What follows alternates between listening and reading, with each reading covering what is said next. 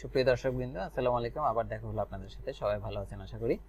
আজকের এই পর্বে আমি দেখাবো আপনাদের হোম ট্যাবের মধ্যে যে কাজগুলো আছে সেগুলো। গত পর্বে আমরা দেখিয়েছিলাম যে ফাইল অপশনে কি কি আছে সেগুলো নিয়ে আমরা কথা বলেছি। আজকে আমরা এই হোম অপশনের মধ্যে হোম ট্যাবের ভিতরে যেই কমান্ড গ্রুপগুলো আছে প্রত্যেকটা কমান্ড গ্রুপ এবং কমান্ড গ্রুপের অধীনে প্রত্যেকটা কমান্ড সম্পর্কে আমরা আলোচনা করব। তো চলুন শুরু করি।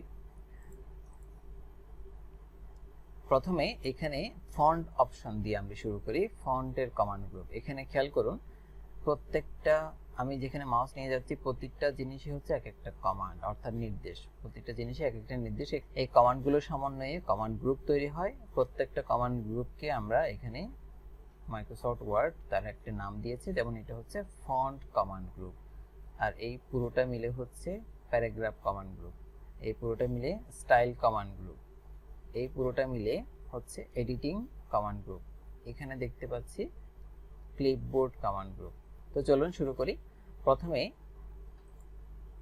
এই অপশনটি হলো ফন্ট সিলেকশনের জন্য অপশন। এখানে আমরা বিভিন্ন ফন্ট দেখতে পাই। এখানে বাংলা ফন্টও আছে, ইংলিশ ফন্টও আছে। আমি দুটোই আপনাদের দেখাবো। প্রথমে ইংরেজি ফন্টের কথা বলি, ক্যালিব্রি ফন্ট। মনে করুন আমি এই ইংলিশ লেখাটাকে ক্যালিব্রি ফন্টে নিতে চাচ্ছি। এটা এখন আছে কিসে? Times new Roman. আমি যখন এখানে ক্লিক করলাম তখন এখানে ফন্টটি দেখাচ্ছে, ফন্টের সাইজ কত সেটাও দেখাচ্ছে। আবার আমি যদি বাংলা লেখার মধ্যে ক্লিক করি, দেখুন এটা সোনার বাংলা হয়ে গেছে এবং ফন্ট সাইজও চেঞ্জ হয়ে গেছে। তাহলে এটি সিলেক্ট করলাম, এই ইংলিশ লেখাটি সিলেক্ট করলাম এবং এটা আমি চাই যে ক্যালিব্রি ফন্টে রূপান্তর করতে। তাহলে দেখুন এটি দেখতে এরকম দেখাচ্ছে। আমি এই লেখাটাকে একটু কপি করছি যেন আপনাদের বুঝতে সুবিধা হয়। এটি হচ্ছে ক্যালিব্রি, প্রথমটা হচ্ছে ক্যালিব্রি ফন্ট। দ্বিতীয়টা আমি আরেকটি ফন্ট স্টাইল অ্যাপ্লাই করি, যেমন এখানে লাতো। তারপর 3 নাম্বারটি আরেকটি ফন্ট স্টাইল আমি দিচ্ছি, এজেন্সি অ্যাপবি। দেখুন তাহলে তিনটি ফন্ট কিন্তু দেখতে 3 রকম। এটাকে আমরা 3 রকমের স্টাইল দিলাম। এভাবে চাইলে আপনি যত রকমের স্টাইল চান এখানে ব্যবহার করতে পারেন। এবার আসি বাংলা লেখায়। বাংলা লেখার মধ্যে এটাকে আমি কপি করছি। প্রথমটি আছে সোনার বাংলা, দ্বিতীয়টি আমি আরেকটি ফন্ট দিতে চাই। এখানে খেয়াল করবেন বাংলা ফন্ট ছাড়া আপনি যদি ইংলিশ ফন্ট দিয়ে থাকেন তাহলে সেটা তেমন বোঝা যাবে না। যেমন আমি এখানে ওএমজে, এটা হচ্ছে একটা বাংলা ফন্ট, আমি এটা সিলেক্ট করলাম, তাহলে এই ফন্ট আর এই ফন্টের মধ্যে পার্থক্য দেখা যাচ্ছে। আমি এটা আবার সিলেক্ট করলাম, এখান থেকে আমি এখন আরেকটি বাংলা ফন্ট দিচ্ছি, আদর্শ লিপি অথবা 16ই ডিসেম্বর। দেখুন 3 রকম ফন্ট। আপনাদের মনে প্রশ্ন আসতে পারে এই বাংলা ফন্টগুলো এখানে কোত্থেকে আসলো? এটি আমি ডাউনলোড করেছি। এই ফন্টগুলো ফন্ট কিভাবে ডাউনলোড করতে হয় এই বিষয়ে আমি আরেকদিন আরেকটি টিউটোরিয়ালে দেখাবো। আমি এখানে অনেকগুলো বাংলা ফন্ট ডাউনলোড করে রেখেছি, ইনস্টল করে রেখেছি, যেন আমি নিজের সুবিধার্থে সেগুলো ব্যবহার করতে পারি। তাহলে ফন্ট সিলেকশন গেল। এখন আসছি ফন্টের সাইজ। এটাকে আমরা ফন্ট সাইজ বলছি। খেয়াল করে দেখুন, আপনি যখন এখানে মাউস নিয়ে যাবেন তখন এই অপশনটি কি নিয়ে সেটা এখানে দেখাচ্ছে, ফন্ট সাইজ। এই যে ফন্ট সাইজ, এবং এটার শর্টকাট কিও দেখাচ্ছে, কন্ট্রোল শিফট পি। এটা সিলেক্ট করলাম। আমি যদি ফন্টটা বড় করতে চাই, যত বড় অক্ষর দিব তত বড় হয়ে যাবে। আবার যদি ছোট করতে চাই তাহলে ছোট অক্ষর ছোট নাম্বার দিতে হবে। এই ফন্ট বড় ছোট করার আরেকটি অপশন এখানে আছে, খেয়াল করুন। এটি হচ্ছে increase font size, control greater than. এখানে যদি ক্লিক করি তাহলে ফন্ট বড় হবে। পাশেরটা হচ্ছে decrease font size, control less than. তাহলে এখানে ক্লিক করলে ফন্ট ছোট হতে থাকবে। এই হচ্ছে ফন্ট ছোট বড় করার পদ্ধতি। তাহলে আমরা 3টা পদ্ধতি দেখলাম, একটা হচ্ছে এখান থেকে, আরেকটা হচ্ছে এখান থেকে, আরেকটা হচ্ছে কিবোর্ডের শর্টকাট। 3 রকম ভাবে আমরা ফন্ট সাইজ ছোট বড় করতে পারি। এইটি কি? এটি হচ্ছে বোল্ড, অর্থাৎ আপনার লেখাটাকে সে মোটা করে ফেলবে। এটি হচ্ছে ইটালিক, ইটালিক মানে হচ্ছে বাঁকা করবে। এটা হচ্ছে আন্ডারলাইন, একটি আন্ডারলাইন। আপনি যদি 2টা আন্ডারলাইন দিতে চান তাহলে এখান থেকে ছেড়ে দিতে পারবেন, অথবা আপনি অন্যান্য ডিজাইনও চেঞ্জ করে এখান থেকে দিতে পারবেন। এটি কি? এটাকে বলা হচ্ছে strike through, cross something out by drawing a line through it. কোন একটা কিছু ক্রস করে দেওয়ার জন্য এটি ব্যবহৃত হয়। প্রথমে সিলেক্ট করতে হবে, সিলেক্ট করার পরে যখন আপনি ক্রস বাটনে ক্লিক করবেন তখন এটি ক্রস বাটনে কাজ করবে। এরপর এখানে খেয়াল করুন সাবস্ক্রিপ্ট এবং এটাকে বলা হয় সুপারস্ক্রিপ্ট। সাবস্ক্রিপ্ট এবং সুপারস্ক্রিপ্টের কাজ সাধারণত এখানে আমরা দেখতে পাবো না, কিন্তু যদি আমি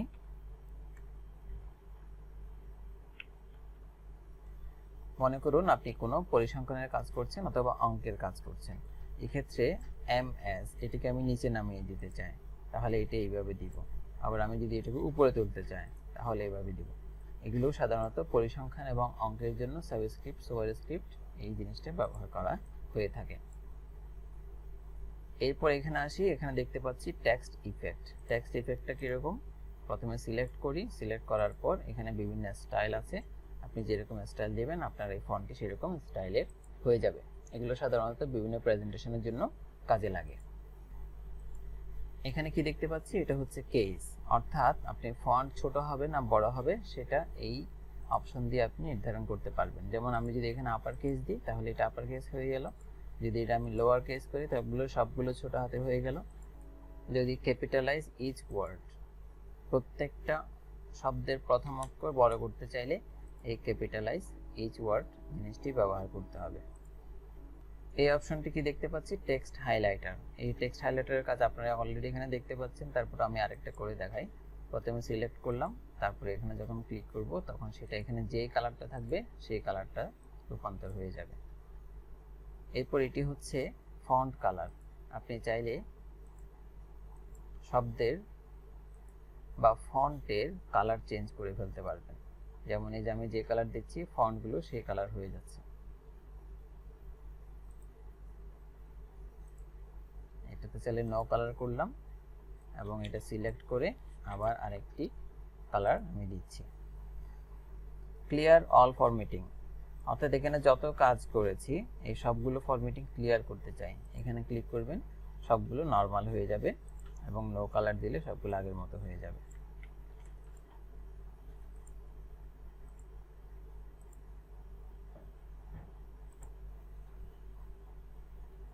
তাহলে ফন্ট কমান্ড গ্রুপের প্রত্যেকটা কমান্ড সম্পর্কে আমরা শিখলাম। এখন আসুন ক্লিপবোর্ড অপশনের কাজ কি? ক্লিপবোর্ড অপশনের কাজ করতে হলে প্রথমে এই লাইনটা আমি সিলেক্ট করলাম, সিলেক্ট করার পর এই যে কাট করলে এটা চলে গেল। এটা পুনরায় আনার জন্য কি করতে হবে? আনডু দিতে হবে। আনডুতে ক্লিক করলাম, আবার চলে আসবে। অথবা যদি কপি করতে চাই, কপি করলাম, কপি করার পর এটা আমি যদি আবার পেস্ট করতে চাই এই জায়গায়, তাহলে এখানে ক্লিক করব। একই লেখা আমাকে যেন আবার টাইপ করতে না হয়। পেস্টের এখানে আরও কিছু অপশন আছে, যেমন পেস্ট, কিপ টেক্সট অনলি। এটা এখানে বোঝা যাচ্ছে না, কিন্তু মনে করেন আমি এটা ক্লিক করলাম, কপি করলাম, কপি করার পর আমি চাচ্ছি কোনো স্টাইলিং থাকবে না, নর্মাল পেস্ট হবে, তাহলে কিপ টেক্সট অনলি এভাবে দিয়ে দিলে এটি কোনো স্টাইল ছাড়াই এখানে পেস্ট হলো। এখানে কালারটি চলে গেছে। ফরম্যাট পেইন্টারের কাজটি খুবই গুরুত্বপূর্ণ। ফরম্যাট পেইন্টার হচ্ছে মনে করুন অন্য একটি ফন্টের ডিজাইন আপনি আরেকটি ফন্টের উপর অ্যাপ্লাই করতে চান, সেক্ষেত্রে এই ফরম্যাট পেইন্টার কাজে লাগে। মনে করুন এটা নীল, আমি এখন এই নীল কালারটা এটাতে দিতে চাই, তাহলে ফরম্যাট পেইন্টারে ক্লিক করলাম। ক্লিক করার পর মাউস নিয়ে এসে এটি সিলেক্ট করতে হবে। দেখুন এটার যেই ডিজাইন ছিল এক্সাক্ট সেই ডিজাইনটা এখানে সে বাস্তবায়ন করেছে। এটা হচ্ছে ফরম্যাট পেইন্টার। এটা বিস্তারিত জানার জন্য এটার উপর মাউস নিয়ে যাবেন এবং এখানে বিভিন্ন তথ্য দেওয়া আছে। এরপর আসি প্যারাগ্রাফ কমান্ড গ্রুপে কি কি আছে? এখানে প্রথমেই দেখতে পাচ্ছি আমরা বুলেট পয়েন্ট। এটার জন্য আমাদের বুলেট পয়েন্টের কাজ কি? সাধারণত কয়েকটি লাইনকে পয়েন্ট আউট করা। তার জন্য আমাদের এক লাইন সিলেক্ট করলে হবে না, কমপক্ষে 2 অথবা 3 লাইন সিলেক্ট করতে হবে। এবং এই বুলেট পয়েন্টে ক্লিক করলে দেখুন সবগুলো বুলেট আকারে হয়ে গেছে। এটাকে যদি আবার নাম্বারে ক্লিক করি তাহলে নাম্বার হয়ে গেছে। এখানে কিন্তু আরো অপশন আছে, আপনি চাইলে সেগুলোকে বিভিন্নভাবে ব্যবহার করতে পারেন। এবং এটি হচ্ছে সাব পয়েন্ট যখন থাকবে আমাদের আর্টিকেলের মধ্যে অথবা যেটাই হোক, যতগুলো পয়েন্ট থাকবে তখন আমরা এই সাব পয়েন্টের এই জিনিসটা ব্যবহার করে থাকি। আবার যদি তুলে দিতে চাই তাহলে এখানে আবার ক্লিক করতে হবে। এখন আসুন এখানে এটা কি? অ্যালাইন লেফট মানে হচ্ছে লেখাগুলো কোন পাশ থেকে শুরু হবে, অর্থাৎ কোন পাশ থেকে শুরু করে কোন দিকে অ্যালাইন হবে, যেমন এটা লেফট লাইন আছে বলে এরকম বাম পাশ থেকে সবগুলোই সমান দেখাচ্ছে। এটা যদি আমরা মিডল অ্যালাইন করে দিই, সেন্টার করে দিই, সবগুলোই সেন্টার হয়ে যাবে। আবার যদি আমরা রাইট অ্যালাইন করি তাহলে এই পাশে সমান হয়ে যাবে। এখন যদি আবার জাস্টিফাই, এটা হচ্ছে জাস্টিফাই অর্থাৎ পুরো লাইনটা সমান করা। এখানে যেহেতু এই লাইনের পরে এখানে আর কিছু নেই সেজন্য জিনিসটা বোঝা যাচ্ছে না, আমি এখানে আরো কিছু শব্দ যুক্ত করে দিই তাহলে এটি বোঝা যাবে। এই যে জাস্টিফাই, জাস্টিফাই যদি না থাকে তাহলে এটি দেখাবে এইভাবে, আবার যদি জাস্টিফাই করে দিই তাহলে দুই পাশে সমান দেখাবে। এই হচ্ছে এই অ্যালাইনমেন্টগুলোর কাজ। ডিক্রিজ ইনডেন্ট, এটা হচ্ছে ইনক্রিজ ইনডেন্ট, অর্থাৎ আপনার মার্জিন থেকে শুরু করে এদিকে আপনি কতটুকু স্পেস নিতে চান তার জন্য এটা ব্যবহার করা হয়। এটা ডানে বামে দুই দিকেই নেওয়া যেতে পারে। এরপর এটি হচ্ছে, এটাকে আমরা কি বলছি, line and paragraph spacing. Line and paragraph spacing বলতে লাইন, এক লাইন, দুই লাইন, তিন লাইন, এখানে প্রতিটা লাইনের মাঝখানে কিরকম ফাঁকা থাকবে। আমি যদি চাই কোনো ফাঁকা জায়গা থাকবে না তাহলে রিমুভ করে দিব। আমি যদি চাই এখানে জায়গা নিব, যত বড় জায়গা নিব তত বড় জায়গা হবে। সাধারণত 1.15 থেকে 1.5 এই লাইন স্পেসটা আমরা সাধারণত ব্যবহার করে থাকি। আবার রিমুভ দিলে একেবারেই সব স্পেস চলে যাবে। এবার আসুন এই অপশনটিতে, এটা হচ্ছে শেডিং। শেডিং মানে হচ্ছে এটা অনেকটা এই টেক্সট হাইলাইটার কালারের মতো, তবে একটু পার্থক্য আছে, পার্থক্যটা আমি দেখাই। প্রথমে এখানে ক্লিক করে যদি আমি টেক্সট হাইলাইট দিই, শুধুমাত্র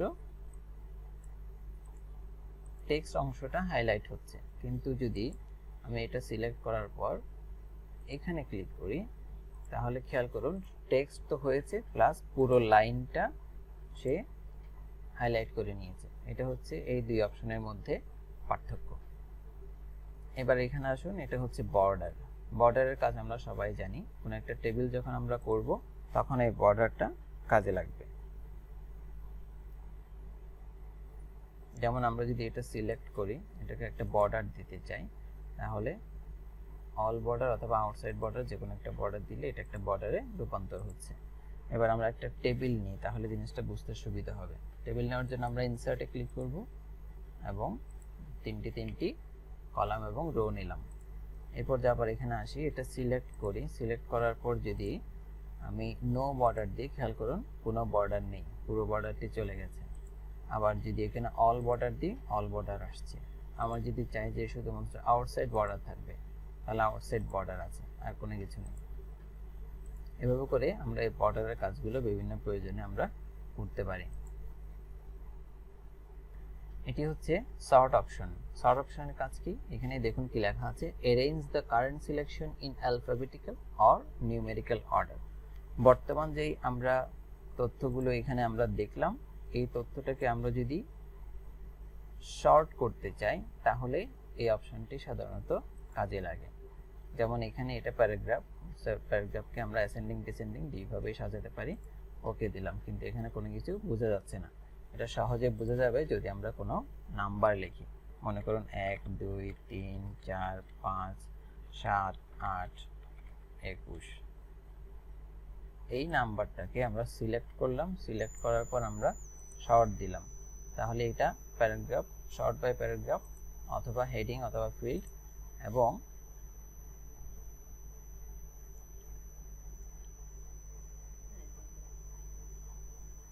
নাম্বার। ওকে, এটাকে যদি আমরা ডিসেন্ডিং করে দিই, খেয়াল করুন তাহলে উপর বড় নাম্বারটি উপরে চলে গেছে, ছোট নাম্বার নিচে চলে আসছে। এটা হচ্ছে সর্টের কাজ। এই অপশনটি কি, এটাকে হচ্ছে শো অর হাইড। এটাকে বলা হয় যে ফরম্যাটিং সিম্বল, অর্থাৎ কোন ফরম্যাটিং সিম্বলটা কোথা থেকে শুরু হচ্ছে সেটা শো করার জন্য এই জিনিসটা ব্যবহার করা হয়ে থাকে। ওকে, এখন আমরা আসি স্টাইল কমান্ড গ্রুপে। স্টাইল কমান্ড গ্রুপে কি কি আছে, প্রথমে দেখতে পাচ্ছি নরমাল, এরপর নো স্পেস। এটা সিলেক্ট করলাম, নরমাল দিলাম। নরমাল দিলে কি হবে, এখানের স্টাইলগুলো চলে গেল। আবার এটা সিলেক্ট করার পর আমি নো স্পেস দিচ্ছি, তাহলে কি হচ্ছে, এখানে একটু আগে আমরা যেটা দেখলাম যে লাইন স্পেস রিমুভ করে দেওয়ার জন্য যে অপশনটা ছিল সেটার মতোই এই নো স্পেসটি কাজ করছে। এবং এখন যদি আমি চাই যে আমার প্রথম লাইনটাকে আমি হেডিং 1 আকারে দিব, তাহলে এটা হেডিং 1 এ রূপান্তর হবে। আবার যদি হেডিং 2 দিতে চাই তাহলে এভাবে রূপান্তর হবে, হেডিং 3, এভাবে করে এখানে অনেকগুলো অপশন আছে।